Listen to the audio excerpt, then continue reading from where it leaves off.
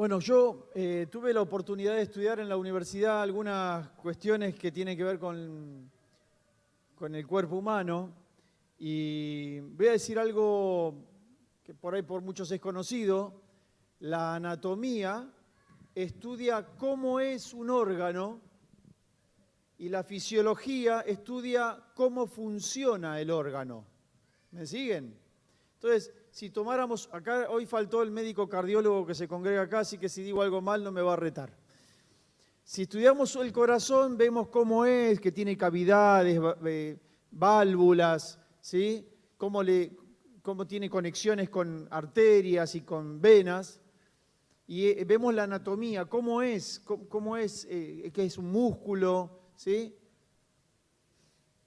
Ahora, si queremos estudiar cómo funciona, ya ahí es otro estudio también que amerita meterse a ver cómo funciona bien cada una de esas partes del cuerpo. Yo puse como ejemplo el corazón.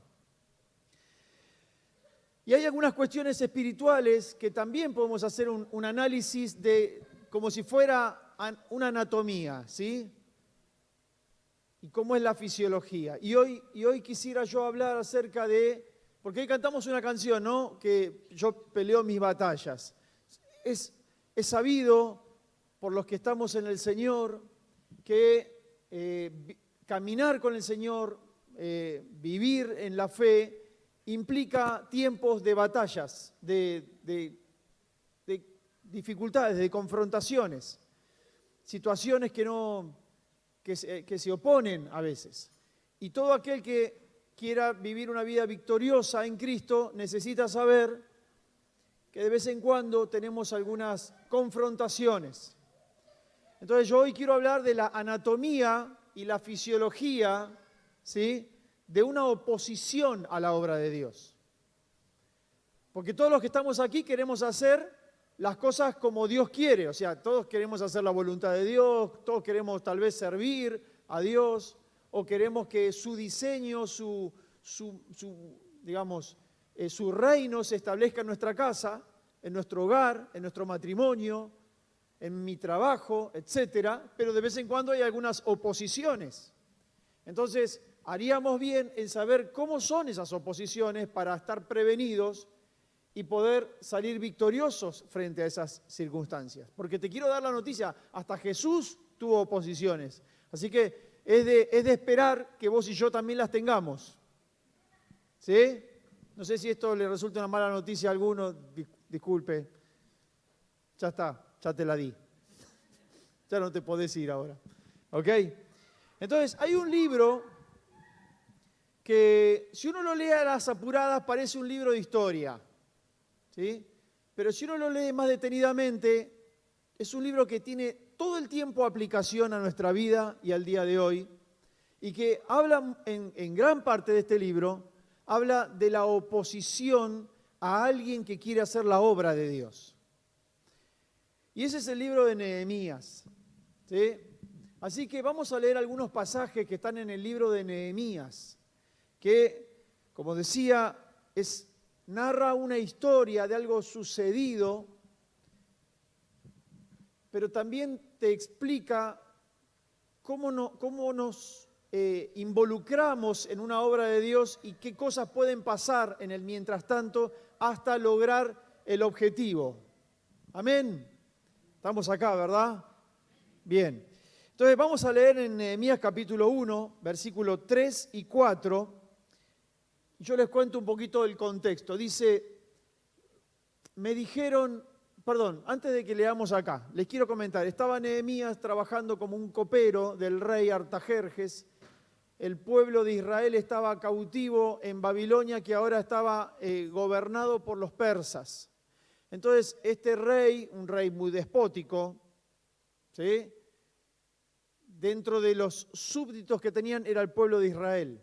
Y él estaba trabajando como un copero del rey, o sea, tomaba el vino antes de que el rey lo tome, por si estaba envenenado, lo probaba, le servía, estaba siempre cerca de él.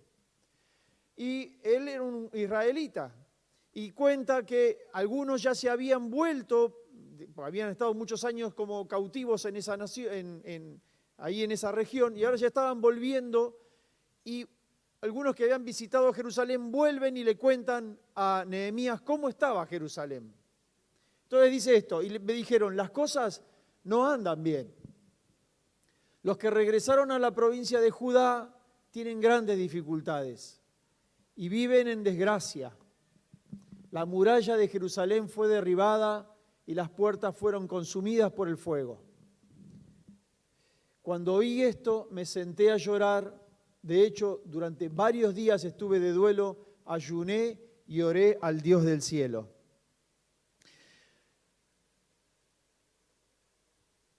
A ver, este hombre se entera de una mala noticia. Muchos de nosotros nos enteramos de malas noticias y tenemos distintas reacciones frente a las malas noticias. A veces nos ponemos a opinar y decir, pero qué barbaridad lo que hace el gobierno, o alguien debería hacer algo, esto está todo mal, y etcétera, etcétera. Entonces como que opinamos de afuera acerca de las decisiones que otros tomaron tal vez. O podemos ver culpas en otras personas. Pero Nehemías lo que hizo fue, él se compungió, le dolió mucho lo que estaba sucediendo, se angustió mucho por lo que sucedía y decidió hacer algo. Decidió hacer algo. Esta carga se tradujo en el deseo de cambiar esta realidad. Entonces, quiero traer esta historia para nuestras vidas. Tal vez vos estés viendo algo en tu familia, con tus hijos, o en tu trabajo, o en tu economía, o con alguien del barrio, o en la iglesia, cosas que podrían mejorarse, cosas que podrían cambiarse y que tal vez te dan dolor. Y cuando eso suceda, lo que puedes hacer es criticar lo que sucede o decir, ¿cómo puedo yo mejorar esta situación? ¿Qué puedo hacer? Porque esto realmente necesita mejorarse, necesita cambiarse. No podía ser que las murallas de su ciudad que él amaba tanto estén todas destruidas. Una ciudad con las murallas destruidas es una ciudad vulnerable, fácil de atacar. O sea, vos le podés construir adentro casas muy lindas, el templo, etcétera, etcétera, pero es vulnerable y estaba a merced del ataque de los enemigos. Entonces había que reconstruir las murallas. Y él tenía esa carga. Y un día, con esta carga, dice que está haciendo como todo, no lo vamos a leer porque la historia es un poco larga, pero yo se las voy contando. Él sigue, un día va a hacer el mismo trabajo de todos los días, que era un trabajo seguro que tenía, porque él tenía poco poder pero mucha influencia, porque él era un empleado, pero estaba todos los días con el rey. O sea, él tenía acceso al rey. Y este día el rey lo ve triste, apesadumbrado, como angustiado. Y como él no solía estar así, no solía estar triste, el rey le llamó la atención y le dice, ¿qué te pasa, Nehemías? Y él tuvo miedo de que el rey le hablara, porque el rey lo podía mandar a matar, o sea, si se había levantado medio mal dormido el rey, ¿viste? No pensaba mucho en las decisiones que tomaba. Y dice, ¿qué te pasa? Estoy triste. Y entonces le pregunta, ¿por qué? Es que en mi nación la ciudad está con las murallas derribadas y las puertas han sido consumidas por el fuego y eso me pone muy triste. Y esa Jerusalén está bajo el dominio de Artajerjes. Entonces Artajerjes le pregunta, ¿qué necesitas? Quiero que nos detengamos en esta pregunta. ¿Qué necesitas? Cuando nosotros no tenemos una visión de qué es lo que queremos, donde sentimos cierta insatisfacción, pero no sé bien lo que quiero, si me preguntara Dios mismo, ¿qué querés? No sabríamos qué responder. Estaríamos pensando y titubeando acerca de, y no sé, quiero cambiar esto que sucede, pero no sé bien qué es lo que quiero. Ahora, cuando Dios pone una visión, por favor, atendeme a esto, cuando Dios pone una visión que emana de una situación angustiante o triste, también te da la provisión para cambiarlo. O sea, donde hay visión, hay provisión. Entonces, dice que este hombre que aparentemente parecía un simple empleado, ¿sí? Recibe esta pregunta. Y entonces Nehemías tenía muy claro que lo que quería. Le dice, bueno, ¿qué necesitas? Y él dice, bueno, necesito muchos que me ayuden a ir a Jerusalén, que usted me conceda poder ir a Jerusalén un buen tiempo. Necesito mucha gente que me ayude a trabajar, necesito madera para reconstruir, para hacer la puerta, necesito que me dé cartas para que me dejen, que me autoricen a pasar por entre medio de otras naciones que probablemente no me dejen pasar, y que usted avale que yo voy a ir a ese lugar a reconstruir. Entonces Nehemías, que lo vio muy seguro, le dijo, hecho, lo vas a hacer. Y le concedió, Artajerjes le concedió a Nehemías todo lo que él había pedido. O sea que nosotros podemos recibir provisión de mano de Dios a través de una persona impía que no conoce a Dios y que hasta es enemigo de Dios. O sea, Dios, en realidad Dios es dueño de todo, ¿verdad? Entonces a través de Artajerjes le llega toda la provisión y él va a hacer el trabajo. Ni bien llegó a Jerusalén, ya había gente viviendo ahí y él empezó a organizar y había mucha gente que tenía deseos de ayudar. Pero rápidamente quedó bien claro quién era el líder ahí, porque Nehemías empezó a ordenar, a supervisar, a animar a la gente, a enfocarse en el trabajo. Él estaba muy enfocado en lo que había que hacer, ¿sí? Y todos se encolumnaron detrás de Nehemías porque este aparente simple empleado que servía la copa del rey tenía una capacidad de liderazgo y una pasión por hacer algo que entendía que venía de parte de Dios, ¿sí? Él era un hombre de acción, sin lugar a dudas. Entonces, lo primero que me gustaría que entendamos y que sería bueno que incluso nos va a llevar a un nivel mayor de fe, porque a mí a veces me pasa que pasa alguna persona adelante, ¿sí? Acá te pasó uno adelante. Se le cayó el chupete. Bueno, yo le puedo preguntar a alguien, ¿qué te gustaría? ¿Qué querés? ¿Sí? A veces sucede que las personas tal vez sienten que necesitan algo de Dios y hasta pueden pasar adelante para que alguien les ore, pero ante la sorpresiva pregunta, ¿qué querés? Y no sé, por la paz del mundo. Entonces, en realidad no sabe bien claramente qué es lo que quiere. Y no es pretencioso poder decirle a Dios, Señor, yo quiero un trabajo mejor que el que tengo. Yo quiero que me alcance el dinero para llegar a fin de mes. Yo quiero salir de mis deudas, concretamente. Señor, yo quiero restaurar mi matrimonio que hace 20 años que nos llevamos a las patadas y es un milagro que todavía estemos juntos, pero ahora yo quiero resolver esta situación, concretamente. ¿Sí? Entonces, cuando podemos hacer una petición concreta a Dios, estamos manifestando fe, porque le estamos diciendo, esto que es concreto, creo que vos lo podés hacer. Por eso yo te lo digo. ¿Sí? ¿Cómo quiero ese milagro? ¿Qué me gustaría recibir? La cuestión es que se va desarrollando toda la historia, yo voy a ir salteando, y en el capítulo 4, ¿sí? En Nehemías capítulo 4, vamos a leer también unos versículos.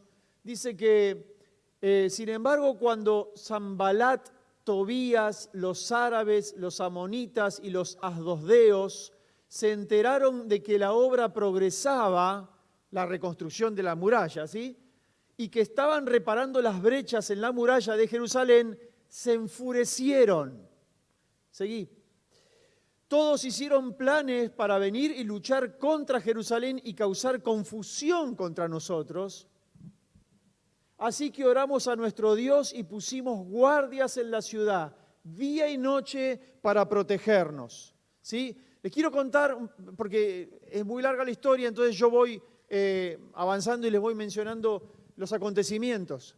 Resulta que había un tal Sanbalat, que era el rey de Samaria, y había otros funcionarios que tenían poder, como Tobías, un árabe que se llamaba Gesem y otros, y se fueron enojando a medida que ellos iban reconstruyendo la muralla, porque esta ciudad que es vulnerable ya está dejando de ser vulnerable. Y al enemigo, acá podemos entender un principio, al enemigo le molesta que nuestra casa ya no esté vulnerable. Al enemigo le molesta que ya mi vida, mi matrimonio, mi familia tenga murallas ahora. Porque él podía atacar y podía dañar nuestro matrimonio, nuestra familia, etc. Pero ahora le pusimos murallas y el enemigo se enoja. Y ni bien ellos empezaron la obra, todavía no estaba construida, cuando se enteraron de que venía gente a reconstruir la muralla, primero empezaron a burlarse. ¿Qué van a hacer ustedes? Que son unos judíos raquíticos, que no pueden hacer nada, que no tienen fuerza para nada, que no entienden nada. ¿Qué se creen que van a hacer? Entonces, burlas. A medida que iba avanzando la muralla, porque la muralla primero la hicieron de media altura, empezaron a intimidarlos, a amenazarlos, a decirle, eso que ustedes están haciendo no es nada, los podemos conquistar igual, o sea, son vulnerables igual. No tiene sentido que hagan lo que están haciendo. Y les recuerdo que estamos hablando, por favor, atención, ¿sí? Les recuerdo que estoy hablando de algo que tiene que ver con una obra que entendemos que es de Dios, ¿sí? Si alguien dice, voy a iniciar un grupo hogareño en mi casa, una célula, ¿eso el diablo quiere que hagas una célula o Dios quiere que hagas una célula? Es fácil la respuesta, ¿verdad? Voy a empezar a levantarme a orar más temprano porque quiero orar por la iglesia, por los hermanos. Hicimos un grupo de WhatsApp y pusimos un acuerdo de oración y nos estamos juntando a orar, cada uno en acuerdo. ¿Quién quiere que ores? ¿Quién no quiere que ores? Es fácil también la respuesta, ¿verdad? Entonces, cuando podemos responder claramente a algo que sí entendemos que viene de parte de Dios, prepárate para que el enemigo te venga a intimidar. Eso es obvio, va a suceder. Y bueno sería que cuando eso suceda, aunque suceda a través de una persona, no te enojes con la persona, porque nuestra lucha no es contra la persona. La Biblia dice eso, ¿eh? La Biblia dice que el Satanás puede utilizar a una persona para amedrentarte, para burlarse, para, intimidarte. Aún una de esas personas que querés mucho, puede ser hasta un familiar tuyo, puede ser un hermano, mirá, hasta puede ser un hermano en la fe, que sin querer te está haciendo de tropiezo. O sea, no nos enojemos con las personas, aprendamos esta lección, no nos enojemos con las personas. El enemigo va a intentar cualquier artimaña para detener la obra que estamos haciendo. Si él logra que te ofendas, lo logró. Vos podés decir, bueno, no, pero yo le tengo que decir las cosas que, ¿cómo voy a permitir que me diga esto? ¿Cómo voy a permitir esto otro? O sea, enseguida nuestra parte carnal quiere contestar, quiere poner las cosas en orden, quiere ejecutar una justicia propia, ¿sí? Pero tal vez es eso exactamente lo que el diablo quiere, que vos te amargues, que te agarre resentimiento, que te agarre bronca y que digas, no, bueno, al final no hago nada. Bueno, ahí está, eso es lo que exactamente él quería. Entonces, cuando venga una... Esto puede pasar en la iglesia, aún en la iglesia puede pasar, aún en la mejor iglesia puede pasar. Una persona que está haciendo la obra de Dios puede ser objeto de difamación y está haciendo la obra de Dios. ¿Sí? Puede ser intimidado, puede tener problemas, ¿sí? Puede enterarse que otros están hablando y es muy doloroso, porque tal vez no te esperás que esas personas lo hagan, porque de esas personas todo lo contrario estás esperando que te ayuden. Y sin embargo, no solamente no te ayudan, sino que pueden hablar a tu espalda y eso es doloroso. pero acordate que hay un botón rojo ahí nomás para que vos toques, ese es el botón de me ofendo y tiro todo al diablo. Entonces ahí tenés el botón rojo, que es como la fruta que no había que comer, ¿no? En el Edén. Había miles de árboles para comer y uno dijo, de ese no coman. Entonces cada vez que te intimidan, cada vez que te vienen a difamar o a decirte cosas para detenerte, ahí hay un botón rojo para que vos toques, para que te enojes. No hagas eso. Simplemente no tenés que hacer eso. No hay que pisar ese palito. Es una trampa. Cuenta la historia que cuando todo el pueblo que estaba trabajando en la obra se enteró de las amenazas y de la intimidación y de las burlas, algunos tuvieron mucho miedo y abandonaron. Escuchen, tuvieron miedo y se fueron. Esto puede pasar hoy. No, esto ya no es para mí, no, mejor me voy a otro lado más tranquilo, ¿sí? Pero recalcamos que esta gente estaba haciendo la obra de Dios. No es que estaba de turista, pasándola bien en algún lado, simplemente estaban haciendo la obra de Dios. Entonces, Nehemías mantuvo la calma y ejerció un liderazgo, trató de calmar a todos y decirle, nosotros no nos vamos a detener de hacer la obra, tenemos que seguir adelante haciendo esta obra, no se enojen con la gente, con estos que nos están amenazando, nosotros tenemos que seguir adelante. A medida que iba progresando la obra, cada vez más enojados estaban porque ellos estaban viendo que a pesar de todos los intentos de detenerlos, no los pudieron detener. Y cuenta ya en el capítulo 6, yo no voy a predicar muy largo, en el capítulo 6, que ya dice, acá están todos los muchachos que querían detener la obra, ¿sí? O sea, cada vez que vos estás haciendo algo para Dios y hay alguien que te intimida, te dice que no sirve, etcétera, etcétera, te desanima, ese es un Sanbalat. ¿Ok? Entonces Sanbalat, Tobías, Gesén el árabe y los demás enemigos nuestros descubrieron que yo había terminado la reconstrucción de la muralla y que no quedaba ninguna brecha, a pesar de que todavía no habíamos levantado las puertas en sus respectivos lugares. Vamos a leer algunos versículos. Así que Sanbalat y Gesem enviaron un mensaje pidiéndome que me encontrara con ellos en una de las aldeas de la llanura de Ono, pero me di cuenta de que ellos tramaban hacerme daño. De modo que les respondí con el siguiente mensaje: estoy ocupado en una gran tarea, así que no puedo ir. ¿Por qué habría de dejar el trabajo para ir a encontrarme con ustedes? 4 veces me enviaron el mismo mensaje, 4 veces me enviaron el mismo mensaje y cada vez les respondí lo mismo.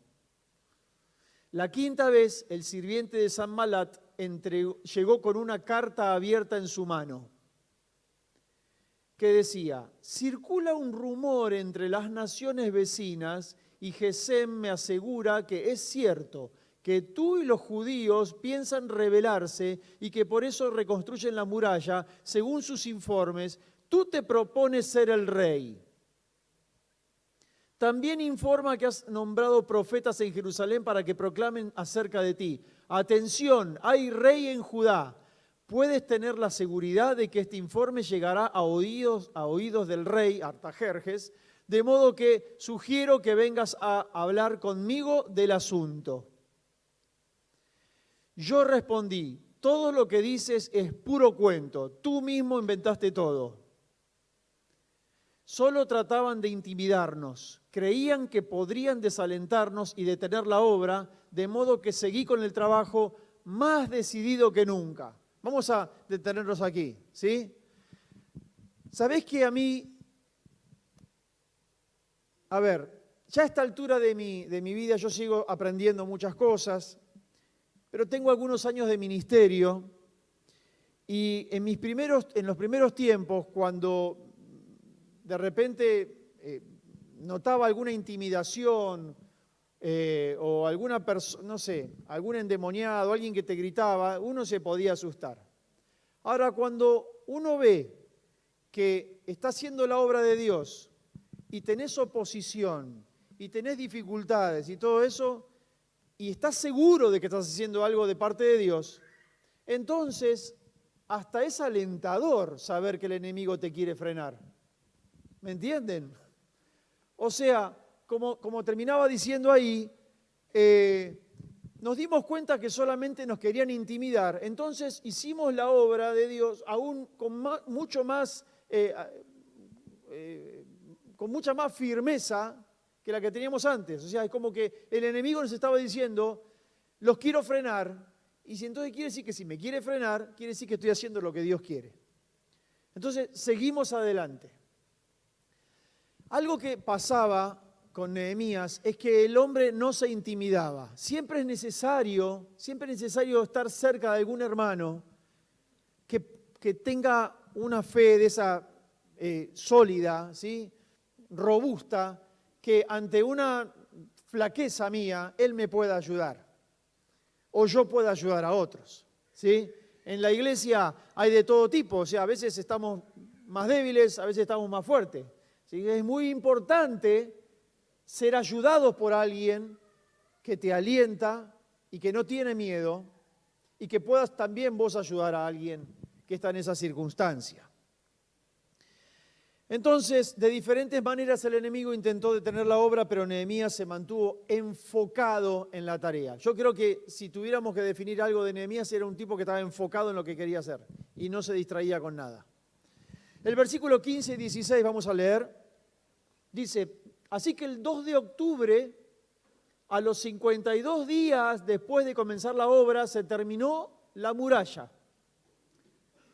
Cuando se enteraron nuestros enemigos y las naciones vecinas, se sintieron ellos aterrorizados y humillados y se dieron cuenta de que la obra se había realizado con la ayuda de nuestro Dios. O sea, los que estaban a favor de la obra y los que estaban en contra de la obra, a regañadientes tuvieron que reconocer que Dios estaba con ellos. Porque en 52 días reconstruyeron la muralla de toda la ciudad, que era grande. Solamente en 52 días. Y en el medio, ante las amenazas que cada vez se habían puesto peor, cuentan una parte que no voy a leer, pero que era muy interesante. Dice que Nehemías había puesto guardias, ¿sí? Para que unos trabajen, los otros descansen, ¿sí? Y dice que los que trabajaban con una mano, trabajaban con la pala y con la otra mano tenían la espada. O sea, estaban siempre preparados para la guerra. Y de alguna forma eso ejemplifica algunos tiempos que nosotros como hijos de Dios tenemos que vivir, ¿sí? Nos enfocamos en nuestro trabajo, en hacer lo que tengamos que hacer, y al mismo tiempo no tenemos que perder nuestra intención con Dios, ¿no? De tener una vida devocional, un tiempo de oración, un tiempo de ayunar, un día por semana. O sea, hay momentos en que es mucho más necesario estar muy atentos, ¿sí? Y muy sintonizados con Dios, porque hay tiempos de oposición. Y otra cosa que es muy buena es que esta obra la hicieron entre muchos, ¿sí? El libro es conocido como Nehemías, pero esta obra la hicieron entre muchos. Y la iglesia también la hacemos entre muchos. Y nos tenemos que guardar, cuidar unos a otros, ¿sí? Si hacemos alfa, somos un montón que hacemos alfa. Si ayunamos, somos un montón que ayunamos. Si oramos, lo mismo. Y cada una de las cosas que hacemos, las hacemos en equipo. Es muy importante estar entrelazados, conocernos, apoyarnos unos a otros y no mirar el defecto del otro, sino mirar que él también está haciendo la misma tarea que yo. Eso es fuerte. Es decir, simplemente él, que es muy distinto y que tal vez no lo hubiera conocido nunca si no fuera por la iglesia, está haciendo lo mismo porque Dios nos juntó. Y eso es poderoso. Eso es tremendo, es poderoso. Entonces, para ir concluyendo, ¿sí? Quiero que entendamos que esto tiene una aplicación. Y la aplicación es que nosotros tenemos que cuidar el corazón y no amargarnos ni entrar en resentimiento o en justicia propia cuando algo suceda que no nos gusta. Y el último versículo que quiero leer es Nehemías capítulo 4. Vamos a leer ese último capítulo, por esto es un solo versículo, que nos toca a todos, ¿sí? Nehemías capítulo 4, versículo 14, dice así: y les dije, no tengan miedo al enemigo, recuerden al Señor, quien es grande y glorioso, y luchen por sus hermanos, sus hijos, sus hijas, sus esposas, sus casas. Quiero decirles, iglesia, ustedes y yo somos responsables de luchar por nuestros hogares. Nosotros tenemos que pelear por nuestros matrimonios, por nuestros hijos, por nuestros padres, ¿sí? Por nuestros hermanos. Yo extendería esto también, tenemos que pelear por nuestra iglesia. No seamos espectadores de lo que otros hacen. Estemos juntos, estemos entrelazados y trabajando juntos. Y hay que pelear por eso. Amén. Entonces, a veces pasa que alguno viene y dice, pastor, orá por mi familia. Y yo obviamente que lo voy a hacer. Oramos por la familia, oramos por el matrimonio. Pero por favor, pongámonos los pantalones largos, maduremos y peleemos por nuestra casa, peleemos por nuestra familia. No seamos negligentes con eso. Entonces, para concluir, me gustaría si me pueden ayudar ya, gracias Nico.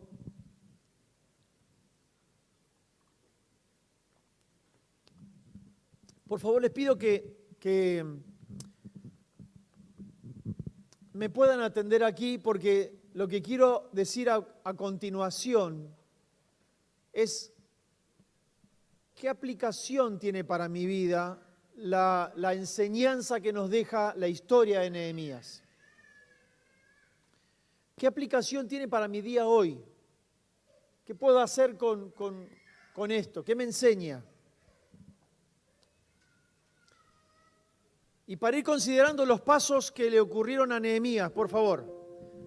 Si hay algo, vamos a recorrer el mismo recorrido que él tuvo que recorrer.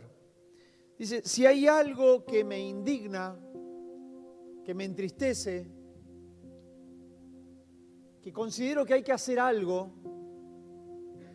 tal vez te pase en tu vida, hay algo. Digo, conozco a alguien que cuando te saludás, habitualmente tenemos el modismo de decir, ¿qué tal? ¿Todo bien? Sí, todo bien. Pero es mentira eso. Porque ¿a quién le va todo bien? Entonces yo tengo un conocido, de vez en cuando yo lo hago, cuando me dicen, ¿qué tal? ¿Todo bien? Bueno, todo no. Pero la verdad que no me puedo quejar, hay muchas cosas que me va bastante bien. Algunas cosas no están del todo bien, pero ahí las estoy peleando. Igual estoy contento. ¿Sí? Entonces no está todo bien. Y puede ser que alguna situación en nuestra vida, en nuestra familia, en nuestro trabajo, o en el ministerio, o donde sea, no esté del todo bien. Entonces, ¿qué hago con eso? ¿Me puedo quejar? ¿Le puedo echar la culpa a otro? ¿Puedo esperar que repentinamente suceda algo que cambie la suerte? ¿O puedo decir, esto me incomoda y me tiene mal este tema? Lo segundo es, si yo considero que esto que me preocupa y que debe hacerse tiene que ver con Dios, Dios está de acuerdo con esto que creo que es necesario cambiar, entonces yo puedo estar en sociedad con Dios.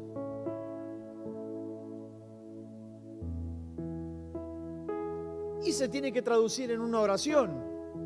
Vamos a orar, o tendrías que orar para que Dios te guíe y te dé una estrategia. Señor, ¿qué hago? Porque, a ver, podría poner varios ejemplos, pero lo que sea que tiene que modificarse y tiene que apuntar a un diseño de Dios para tu vida en ese área, si está en armonía con lo que Dios quiere, cuando ores, Dios va a estar de acuerdo. O sea, estarías orando en la voluntad de Dios. Señor, mostrame qué querés que haga. Y si Dios te da una visión de lo que hay que hacer, también te va a dar la provisión para que lo puedas hacer. Lo que necesites, Dios te lo va a proveer para que lo puedas hacer. Hasta sería bueno que lo anotes. Creo que hay que hacer esto, esto y esto, hay que lograr esto. Y aunque lo veas muy lejano, tenés que ir para allá. Ese tiene que ser tu norte y decirle, Señor, necesito que me bendigas, que me ayudes y que me proveas con lo necesario para poder llevarlo adelante. Ahora, cuando Dios te dé todo eso y empieces a hacer esa obra que tiene que ver con lo que Dios quiere, vas a tener oposición. Va a haber dificultades. Hoy hubo algunos que se bautizaron que estuvieron a punto de no bautizarse. Porque tuvieron problemas. Hubo dificultades. Siempre va a pasar cuando estés haciendo algo en la voluntad de Dios. El día que digas, listo, me decidí a ayunar, voy a ayunar, ese día te cae la tía de Mar del Plata con una torta de merenguitos con dulce de leche y 1 kilo de helado y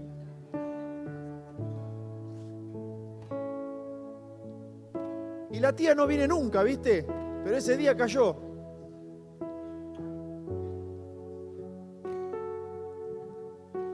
Entonces va a haber oposición,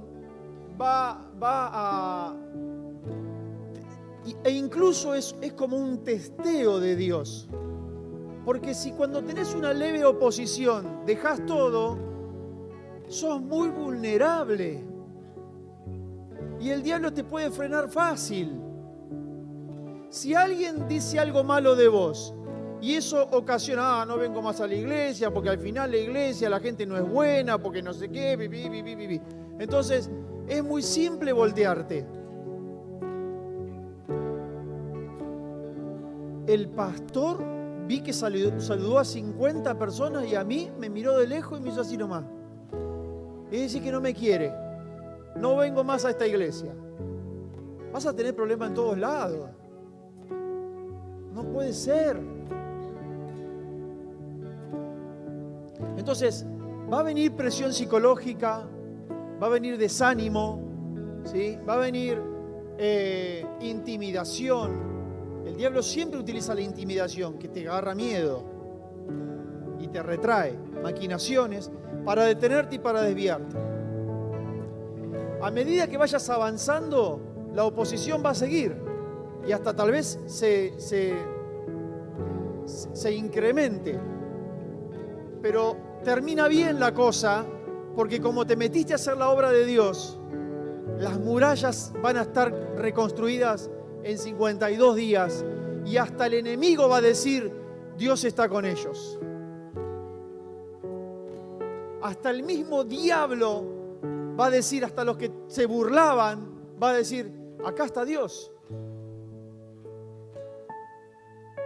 Ahora, la clave, lo admirable de todas las condiciones que este hombre tenía, lo que más me parece destacable de él es que el hombre se enfocaba en lo que quería hacer. Y fíjate que 4 veces lo invitaron al campo de Ono. Vení, vamos a charlar en el campo de Ono. Y él dijo, no, Ono, no voy.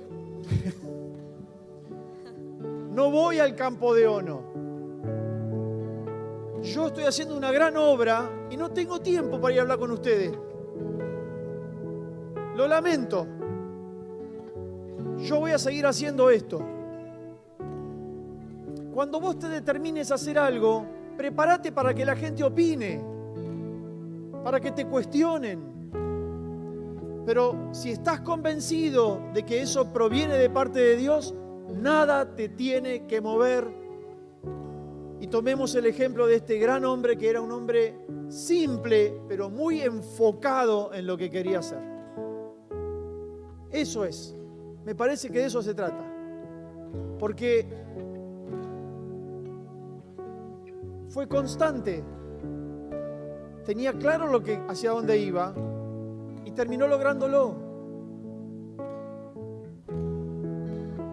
Podemos aprender entonces que si estamos haciendo algo de parte de Dios y somos constantes y nos enfocamos en eso, vamos a tener la victoria. En el nombre de Jesús. Les pido que se pongan de pie.